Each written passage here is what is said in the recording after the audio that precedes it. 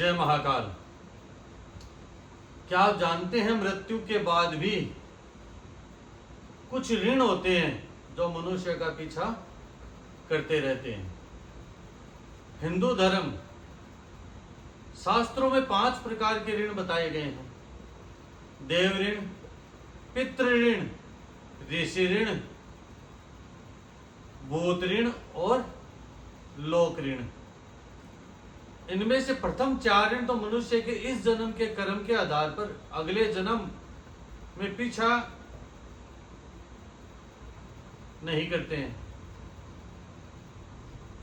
कर्म जैसा होगा, ये 4 जो ऋण हैं वो अगर आपके कर्म अच्छे होंगे तो इसी समय, इसी जन्म में समाप्त हो जाएंगे, अन्यथा अगले जन्म में आपको इन ऋणों का भुगतान करना ही पड़ेगा। इनमें से 5वां ऋण यानी कि लोक ऋण अत्यंत ही महत्वपूर्ण होता है।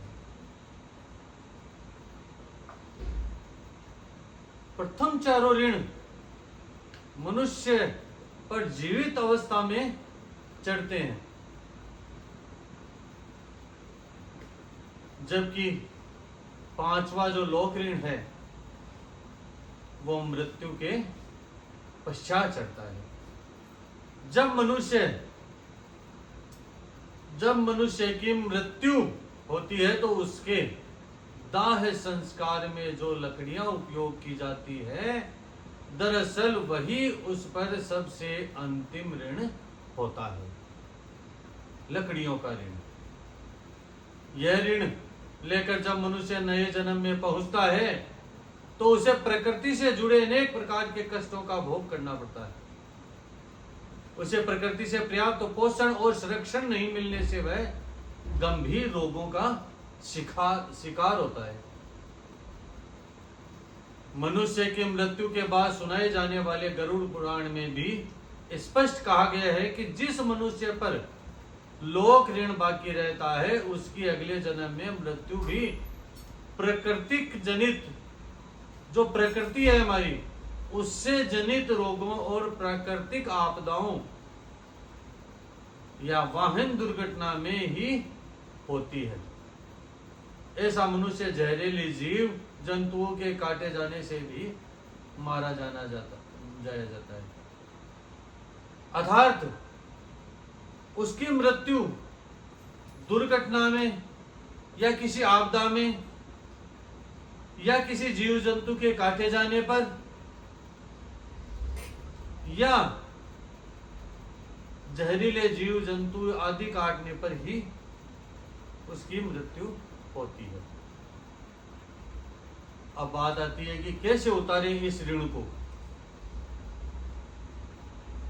शास्त्रों में कहा गया है कि लोक ऋण उतारने का एकमात्र साधन है प्रकृति का संरक्षण। क्योंकि मनुष्य पर अंतिम ऋण चिता की लकड़ी का होता है। जो चिता में डाली गई उस लकड़ी का अंतिम ऋण कहा गया है। इसलिए अपने जीवन काल में इस ऋण को उतारने के लिए प्रत्येक मनुष्य को अपनी आयु का 10अंश मात्रा में वृक्ष अनिवार्य रूप से लगाना चाहिए। कलयुग में हम अपनी आयु को 100 वर्ष मानते हैं। अब उस 100 वर्ष का 10अंश हुआ 10 वृक्ष। मनुष्य को अपने जीवन काल में छायादार, फलदार या किसी भी प्रकार का बड़ा पेड़, कम से कम 10अंश का मतलब होता है कम से कम 10 पेड़ अपने जीवन काल में लगाने ही चाहिए, जिससे उसका जो 5वां ऋण है लोक ऋण स्वतः ही उतर जाएगा। जय महाकाल।